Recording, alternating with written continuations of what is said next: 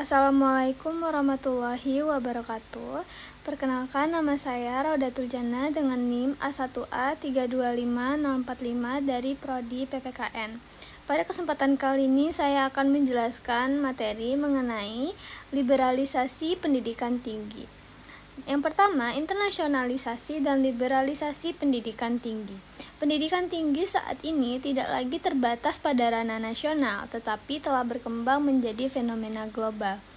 Istilah seperti transnational education yang digunakan oleh UNESCO dan Council of Europe dan borderless education menggambarkan kondisi di mana mahasiswa dapat belajar di negara berbeda dari institusi asalnya. Sementara itu, Jan Knecht mendefinisikan internasionalisasi sebagai proses integrasi dimensi global, internasional, dan interkultural ke dalam pendidikan tinggi.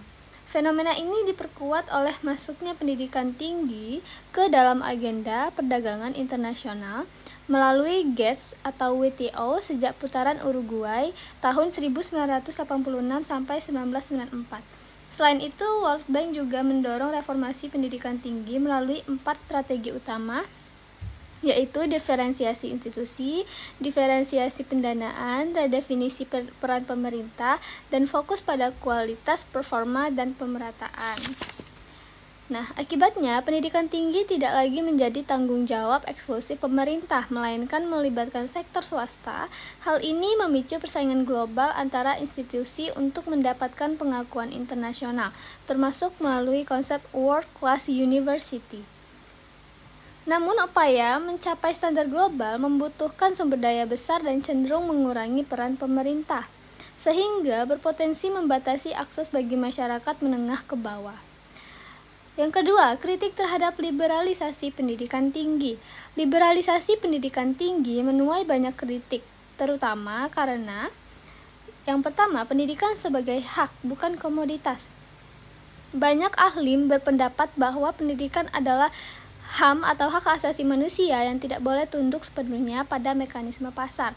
Pendidikan memiliki fungsi sosial penting seperti meningkatkan kualitas tenaga kerja, mendukung pembangunan ekonomi, menjamin koneksi sosial, memberikan akses merata bagi seluruh masyarakat.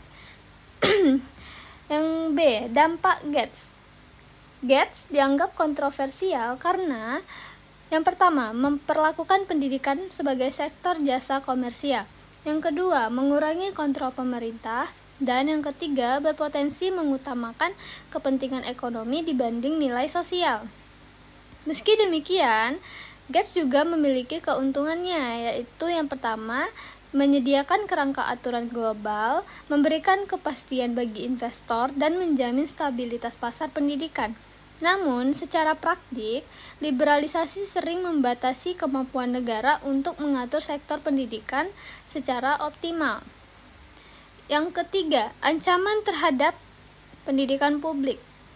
GATS dinilai berpotensi menjadi ancaman bagi pendidikan publik karena yang pertama, mengedepankan prinsip pasar bebas. Yang kedua, mengabaikan karakter khusus pendidikan sebagai sektor sosial.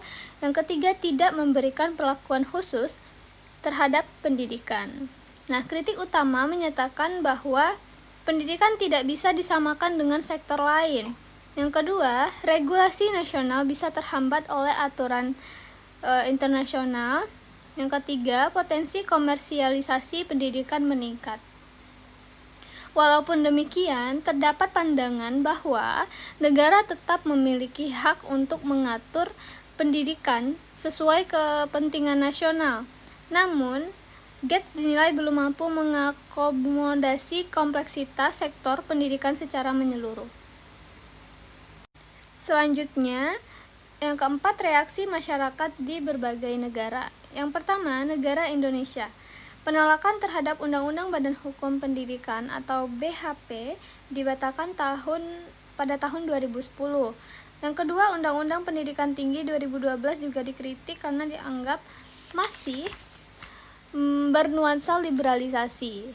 Yang ketiga, penolakan datang dari mahasiswa dan organisasi masyarakat. Yang kedua, di negara Eropa.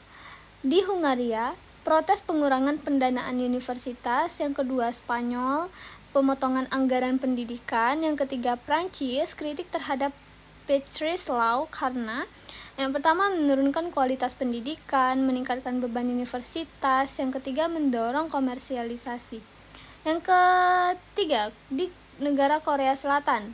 Yang pertama, terjadi kelebihan jumlah universitas akibat liberalisasi. Yang kedua, penurunan jumlah mahasiswa karena angka kelahiran rendah. Yang ketiga, tingginya pengangguran lulusan kurang lebih 1,2 juta. Yang keempat, biaya pendidikan tinggi yang semakin mahal. Yang keempat, di Amerika Latin. Yang pertama, dominasi universitas swasta. Biaya mahal, kualitas rendah. Yang kedua, aksi besar mahasiswa, Latin American March for Education 2011. Yang ketiga, penolakan privatisasi pendidikan. Yang kelima, signifikansi isu liberalisasi pendidikan tinggi. Isu ini menjadi global karena A. Dampak luas, mempengaruhi banyak orang, baik mahasiswa maupun masyarakat luas melalui inovasi dan kebijakan pendidikan. B. Bersifat lintas negara, melibatkan organisasi internasional seperti WTO, World Bank, dan UNESCO. Yang C, bersifat jangka panjang, masih menjadi perdebatan karena belum ada solusi yang disepakati bersama. D. Saling terhubung, globalisasi memungkinkan yang pertama, mobilitas mahasiswa dan dosen. Yang kedua, pendidikan jarak jauh. Yang ketiga, kerjasama antar universitas lintas negara. 6. Fokus perdebatan utama. Yang pertama, peran pemerintah vs swasta. Pro, swasta membantu memenuhi kebutuhan pendidikan. Kontra, pemerintah dianggap lepas tanggung jawab. B. Mobilitas internasional. Pro, mempercepat transfer ilmu dan teknologi. Kontranya, yang pertama, konflik budaya, ketidaksesuaian kurikulum, dan brain drain, tenaga ahli tidak kembali ke negara asal. C. Kompetisi antar universitas. Pro, meningkatkan kualitas. Kontranya, tidak selalu meningkatkan mutu. Yang kedua, bisa menyebabkan ketimpangan. Yang ketiga, banyak institusi berkualitas rendah. Jadi, kesimpulannya, liberalisasi pendidikan tinggi merupakan isu global yang kompleks dan kontroversial. Yang kedua, isu utama terletak pada peran pemerintah, mobilitas global, kompetisi antar institusi, dan liberalisasi memberikan peluang yaitu inovasi, akses global, dan kerjasama internasional.